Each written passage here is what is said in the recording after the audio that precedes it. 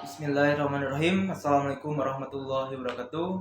Kembali lagi di channel saya Yogi bersama ada Iqbal dan Fadil, mau membahas Islamofobia di Indonesia maupun internasional. Nah, sekarang lagi berbincang-bincangnya, lagi hit-hitnya gitu tentang Prancis yang sedang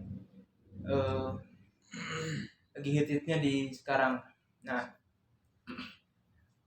kita akan membahas Islamofobia secara definisinya. Nah, menurut cara pandangnya Iqbal, Islamofobia itu bagaimana tuh? Oke. Pertama, kalau misalkan bicara kan tadi definisi Islamofobia adalah yang antipati dan takut terhadap Islam, karena fobia adalah sesuatu ketakutan, entah diakibatkan dengan apa. Semestinya ada sebuah sebab yang mesti jadi akibat bahwa Islamofobia itu terjadi, apakah kekerasan atau mungkin rasis, segala macam lah, mesti ada dari sebabnya sehingga muncul Islamofobia. Dan Islamofobia sendiri enggak dari zaman sekarang sebenarnya. Jadi dari zaman dulu, dari zaman Nabi Muhammad SAW, dari zaman beliau pun sudah ada Islamofobia yang diambil di sana. Itu tokohnya Abu Jahal, Abu Lahab, dan Abu yang lain. Mereka kan seorang Abu Prancis. Jadi mereka sudah Islamofobia sejak dahulu sebenarnya. Jadi nggak ramai itu nggak sekarang. Ternyata dari dulu pun ramai kan. Kalau kita baca Sirah Nabawiyah dari zaman dahulu udah ramai. Nah, yang jadi pertanyaan itu, mereka fobinya itu terhadap apa? Pernah diapakan oleh umat Islam gitu kan? Iya.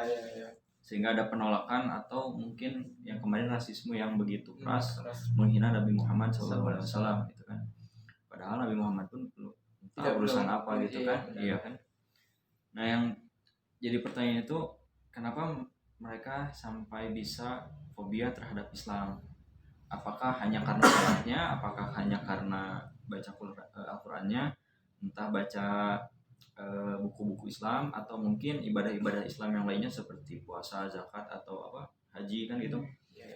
Maka harus jelas dulu sebenarnya awal mula Islamofobia ini dari mana, akibat dari apa nih? Apakah dari kekerasan yang dari umat Islamnya atau apa? Karena Islam sendiri pun tidak pernah mengajarkan itu, dan bukti dari sekarang pun kan kekerasan dari umat Islam secara nggak jelas nggak ada kan sebenarnya. Ketika bicara ajaran Islam yang mana sih sebenarnya yang ditakutin gitu kan? Atau jangan-jangan mereka juga tahu bahwa Islam itu agama yang paling benar, sehingga hawa nafsu mereka nggak mau diatur oleh Islam. Mesti jadi kayak gitu kan sebenarnya. Kan itu baru analisis pertamanya. Kalau misalkan dari segi historistik sudah seperti itu, maka sejarah itu sifatnya berulang gitu kan. Cuman masa iya sih mau terjebak di lubang itu lagi gitu. Gitu kan. Gitu sih kalau dari saya. Oke. Dari Fadil itu masalah kenapa orang anti terhadap Islam, yang saya lihat gitu, dan ya dari lingkungan, dari masyarakat, bahwa ada framing gitu, bahwa Islam itu teroris. Islam itu mengerikan. Padahal kalau dilihat teroris dari mananya gitu, Islam itu gitu. Nah, yang tadi kata Ibai bilang itu, yang waktu zaman Rasul, kenapa Abu Jahal, Abu Lahab, dan lain sebagainya benci terhadap Islam. Nah, mungkin yang saya lihat dalam pandangan saya, bahwa pada awalnya kan Nabi Muhammad itu emang mempunyai akhlak yang baik sebelum beliau diutus menjadi rasul atau nabi kita.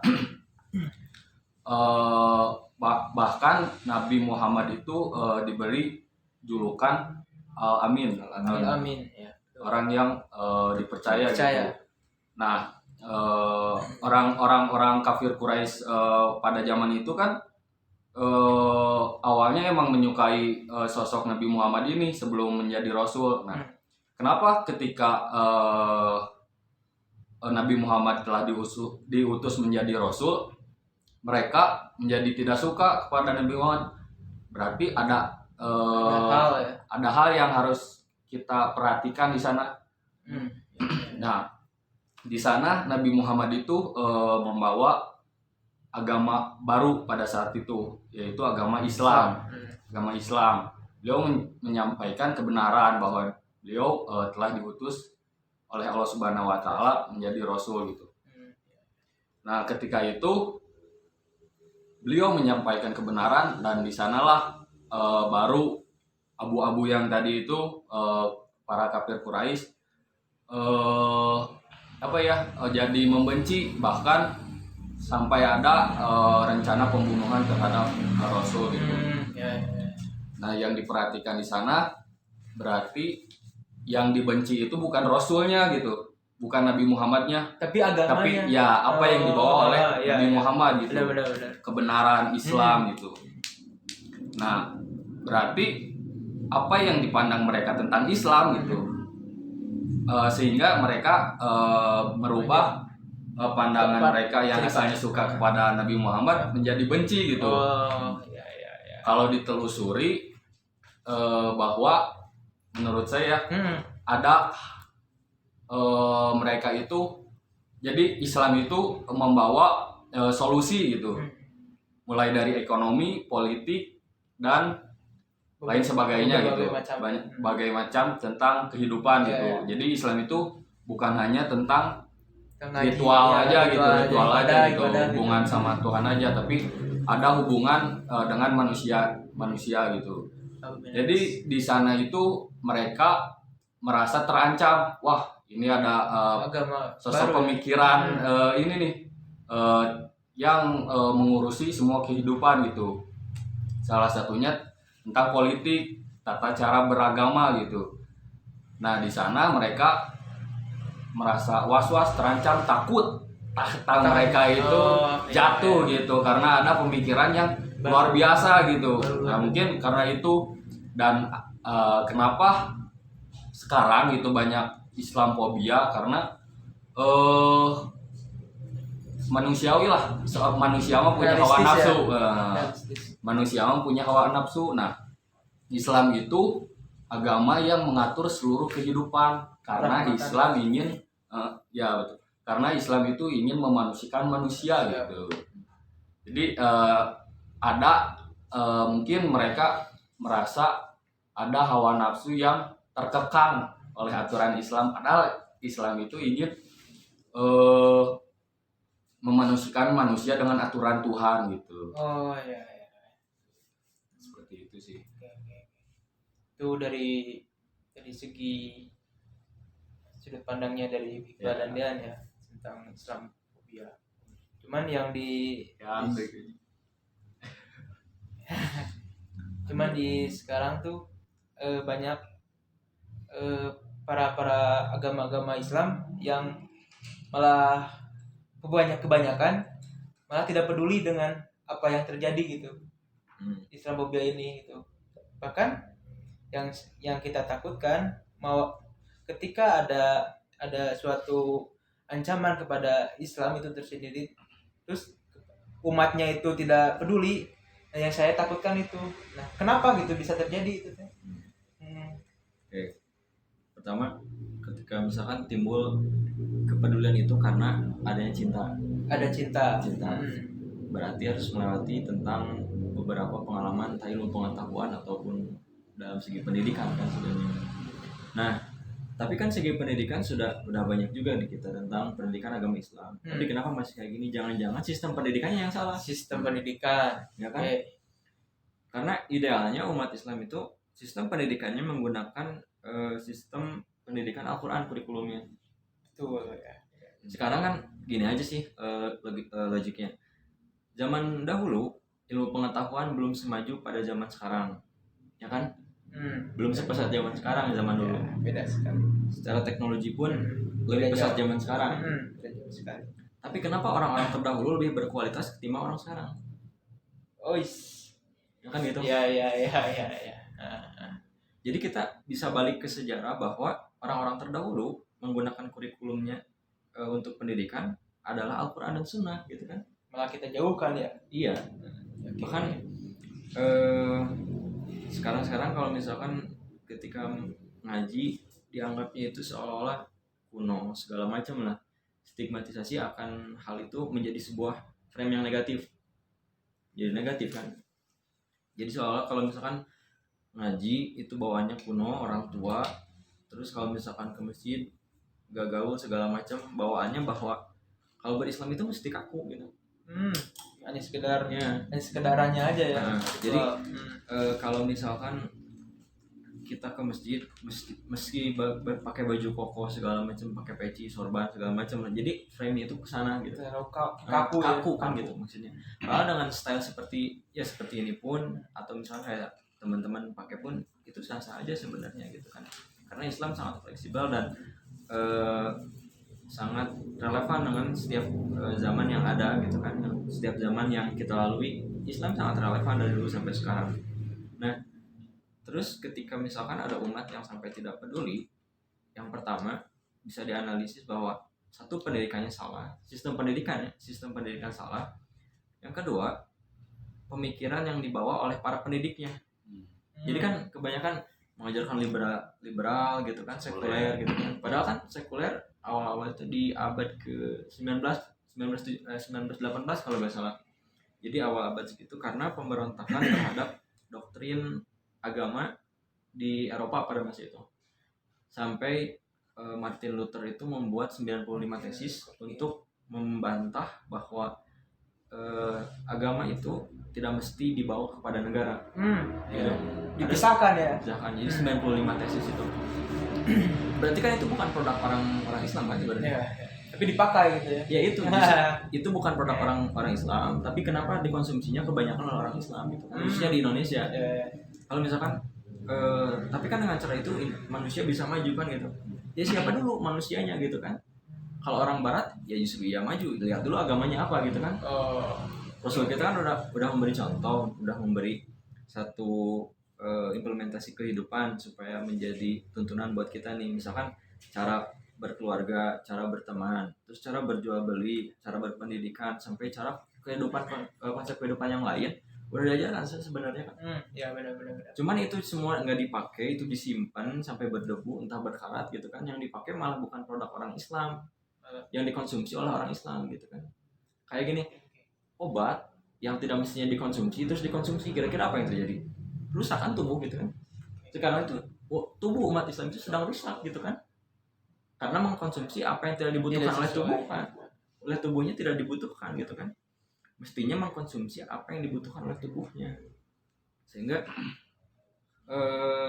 di masa sekarang gampang banget buat ngancurin orang Islam tanpa peperangan, yaitu jauhin aja pemudanya dari Al-Quran, umat Islamnya dari Al-Quran, jauhkan, putuskan mata rantai sejarahnya, beri mereka kebebasan, beri mereka hedonisme sehingga terbuai akan sesuatu hal yang fana kan gitu.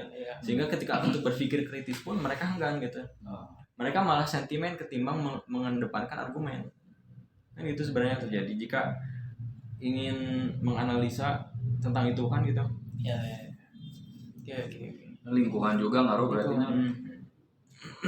Karena kalau dia lihat gitu,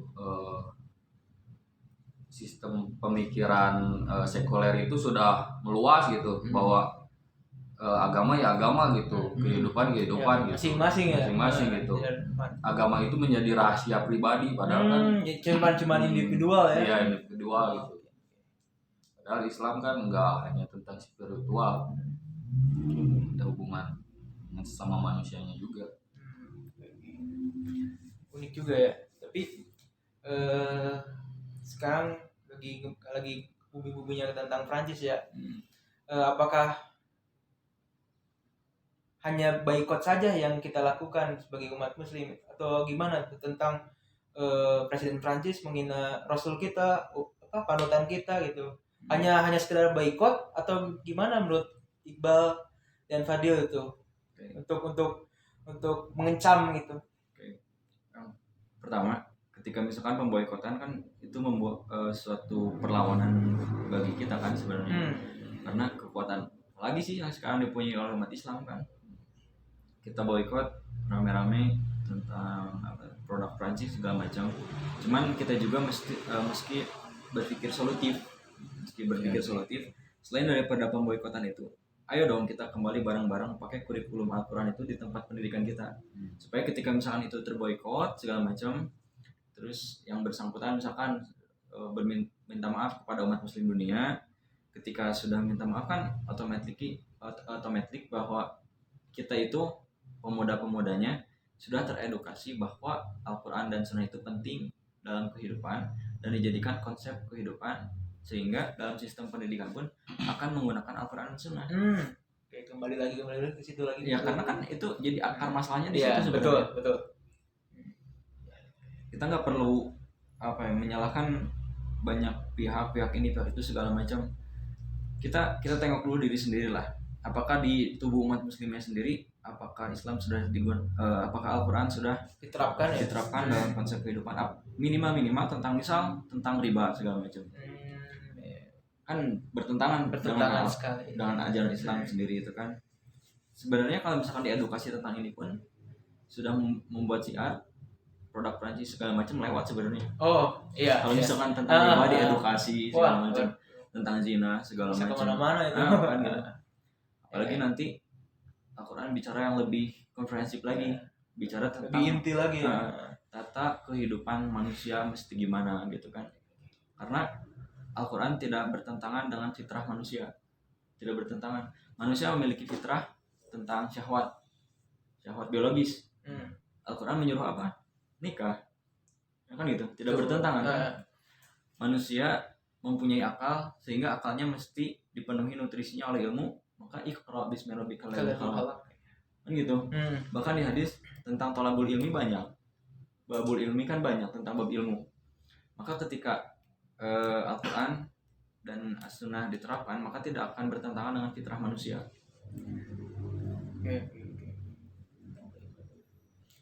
Di mungkin intinya mah kalau emang kita cinta sama Nabi Rasul, jangan hanya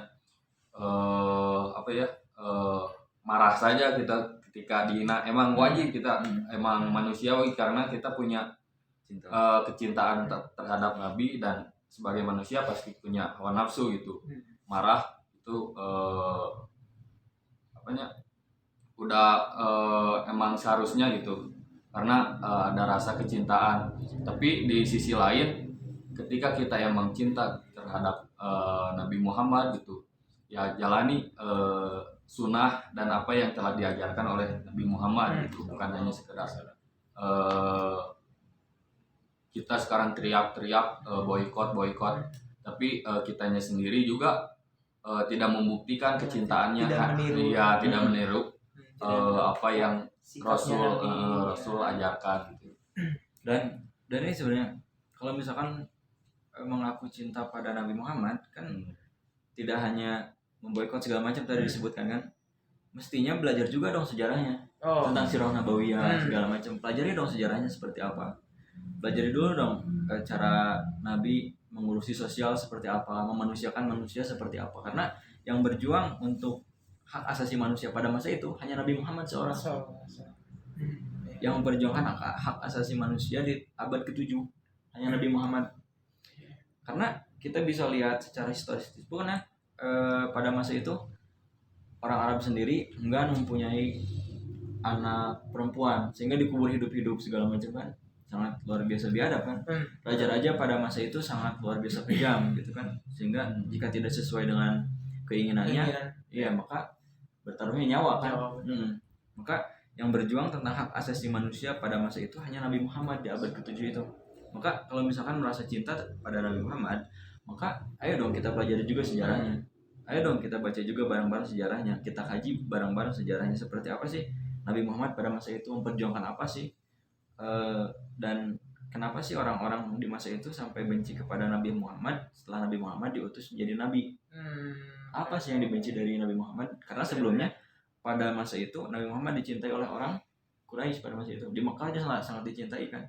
Bahkan akan dijadikan pemimpin gitu kan. Tapi ketika menerima risalah Islam untuk meneruskan Islam dari nabi-nabi sebelumnya, nah mereka mulai benci gitu kan. Ini ada apa sebenarnya gitu kan. Kalau kita baca sejarah ya kita akan paham juga sebenarnya sih.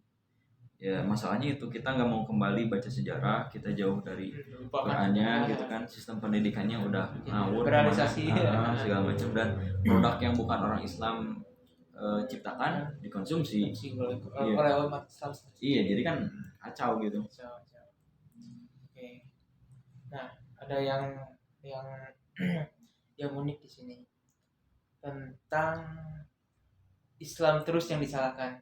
Apa-apa Islam disalahkan. Ketika ada bom Amerika salahkan Islam. Ketika ada bom di Amerika salahkan Islam. Kenapa itu bisa terus terjadi gitu? Dan kita disebut teroris bahkan teroris gitu. Nah, padahal kalau kita cermati lebih dalam, kita tuh bukan teroris. Kita hanya sekedar menjalankan apa yang dijalankan oleh umat Islam. Tapi kenapa orang-orang di luar sana menganggap kita tuh agama yang salah gitu. Teroris, dikit-dikit teroris gitu. Oke, gini ya. Jadi frame teroris itu dari kata apa sebenarnya? Apa yang diframekan kepada Islam dilabeli teroris itu dari kata yang pertama aja, kata jihad sebenarnya. Ketika mendengar kata jihad seolah-olah itu milik teroris. Dan itu milik teroris ada sangkut pautnya dengan Islam, maka Islam pun adalah agama teroris. Gitu kan? Ya, logiknya gitu ya, logiknya. Kita gali secara sejarah, kenapa mereka sampai memframe bahwa kata jihad segala macam menjadi sesuatu yang menyeramkan. Karena pada bahasa itu bangsa-bangsa yang lain itu takluk, dan mereka dibebaskan daripada kejahiliahan, kegelapan bangsa Eropa segala macam dengan satu kalimat, yaitu kalimat jihad, dengan teriakan takbir Allahu Akbar, dengan satu pengikat la ilaha illallah Muhammadar Rasulullah. Sehingga mereka mengetahui bahwa jika umat Islam berjihad gitu kan, maka pemahaman mereka akan hilang dari muka bumi. Mereka berpikirnya seperti itu, akan hilang dari muka bumi segala macam. Mereka gak mau dikuasai oleh Islam lagi gitu kan. Padahal di mana Islam berada, di mana Islam berkuasa, di bawah naungan Islam, itu semuanya aman. Kalau misalkan teman-teman nanti bisa baca di bukunya Karen Armstrong tentang History of Jerusalem, dia mengatakan bahwa ketika dia di bawah naungan Islam di Andalusia, kekhalifahan, dia merasakan aman di sana. Dia merasakan aman gitu. Dia sendiri yang nulis buku itu. Dia merasakan aman di bawah naungan kekhilafahan Islam gitu kan. Khilafah kenapa bisa terjadi? Karena jihad. Dan jihad itu bukan selalu identik dengan peperangan. Jihad adalah artinya yang bersungguh-sungguh. Dia bersungguh-sungguh dalam melakukan sesuatu, dan sesuatu itu karena Allah gitu kan. Kan gitu sebenarnya. Tujuannya karena Allah. Nah, yang bikin frame itu kan orang-orang yang benci Islam gitu kan. Cuman kita analisis lagi kenapa dia sampai benci Islam. Kembali lagi ke situ gitu kan. Apakah dia pernah disakiti atau dia memang tidak mau diatur syahwat kekuasaan atau syahwat perut atau syahwat apapun dengan aturan yang memang benar-benar memanusiakan manusia. Kan gitu sebenarnya. Benar. Makanya jadi satu pesan juga buat teman-teman. Jadi jangan sampai kita tutup mata lah akan sejarah. Kita mesti melek, kita mesti buka mata tentang sejarah kita seperti apa, sehingga kita mengetahui identitas kita adalah siapa gitu kan. Identitas kita itu bukan sekularisme. Tidak bisa agama dan negara itu dipisahkan kan. Karena Islam, andai Islam memisahkan itu, Al-Quran tidak mungkin sebanyak 6.236 ayat, tidak akan sebanyak 114 surat. Kan logik seperti itu. Kalau Islam hanya mengatur tentang manusia, terus tentang ibadahnya, terus tentang ritualnya, terusnya enggak. Islam mengatur tentang sosial segala macam, tentang ritual, tentang bernegara, tentang supaya bagaimana berbuat adil, supaya tidak menzalimi orang lain. Bahkan Al-Quran itu digunakan sebagai hudalin nas. Di Quran surah kedua ayat 185. Maka Al-Quran sebagai hudalin nas, petunjuk bagi seluruh manusia. Petunjuk bagi seluruh manusia tanpa terkecuali kan, kalimatnya hudalinas untuk seluruh manusia. Berarti entah dia mau Islam, entah dia mau di luar Islam, petunjuknya itu ini gitu kan, supaya kamu nggak ngaco jadi manusianya gitu. Bahkan Islam juga mengatur hal yang paling kecil gitu dalam kehidupan. Masuk melangkah ke kamar mandi juga ada tata caranya, ada tata caranya gitu, ada etika. Ya kan aneh kalau misalkan ada yang fobia terhadap Islam gitu kan. Fobianya fobia kenapa? Tidak ada sebab kayak. Iya gitu kan. Dan paling lucunya ketika ada orang-orang Islam sendiri antipati terhadap ajaran Islam itu sendiri gitu kan. Jadi diambilnya ajaran Islam itu yang enak-enak buat dirinya. Jadi misalkan kalau ada ayat Quran yang bertentangan dengan hawa nafsunya, dia simpan. Kalau selaras dengan hawa nafsunya, dia teriakan Islam udah kayak parasmana gitu kan. Dipilih-pilih gitu kan. Misalkan ini tentang riba sekarang. Ayat tentang riba banyak di Al-Quran. Ya, tidak hanya satu. Betul. Tidak hanya satu. Tapi ketika di masa sekarang orang-orang yang pelaku riba, dia orang Islam meneriakan enggak tentang riba ini enggak boleh. Berarti kan sesuai dengan hawa nafsunya itu disimpan gitu. Iya, betul. Nanti dulu bos gitu kan. Ini urusan perut. Iya, ini urusan perut, urusan syahwat kekuasaan segala macam lah. Maka yang terjadi saat ini seperti itu gitu realitanya. Tentang misalkan tentang zina, tentang pacaran segala macam. Jelas di Islam itu bertentangan sekali ya. Tapi kebanyakan sekarang orang yang berpacaran orang Islam. Kebanyakan. Ya. Yang ngaku Tuhannya siapa? Allah. Yang mengaku bahwa nabinya Rasulullah Muhammad SAW. Tapi aneh ketika ada turun aturan tentang berzina, tentang riba segala macam kan. Dia ingkari gitu. Iya, benar. Padahal Quran itu kan jadi imam buat kita. Maksud imam jadi pemimpin, memandu kita. Kalau kata Quran ke barat, kita pergi ke barat. Quran suruh ke timur, kita lari ke timur. Quran disuruh ke utara, kita lari juga ke utara. Kata Quran ini merah, kita pun ucap merah. Kalau misalkan ini hitam, maka kata kita pun hitam gitu kan. Tapi kan sekarang berbalik. Jadi manusia yang di depan, Al-Quran yang di belakang jadi malah mengikuti. Iya kan gitu maksudnya. Paradoks ini yang terjadi gitu di masa sekarang yang terjadi, sehingga kemunduran umat Islam gara-gara orang Islamnya sendiri jauh daripada Quran.